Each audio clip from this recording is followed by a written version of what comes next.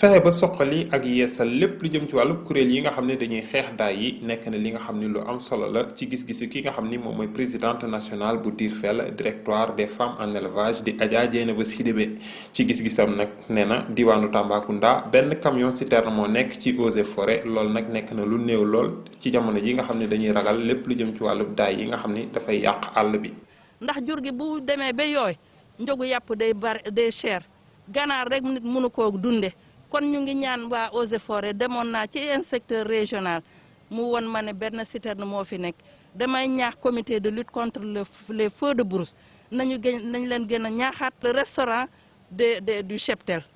àll bi bu lakkee rek jafe-jafe am jafe-jafe bu amee mun na régénérer sax conflit entre autochtones et transhumants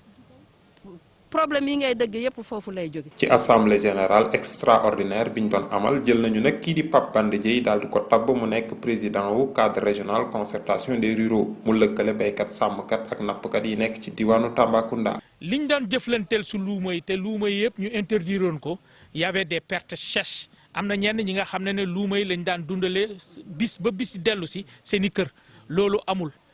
yaa ngi dëgg jot nañu nag ay dund jot nañu tamit leneen ay jiw ak lépp. état bi jàppale nañu ak d'autres partenaires mais teewul loolu mënul remplacer li ñu doon am donc mais teewul yàlla may nañ nawet bu baax su yenn gox yi. ñu mën a jàpp itam cadre régional de concertation des ruraux CRCR bu Tambacounda daal di nañu delloo njukkal seen président d'honneur muy Doudou Diagne.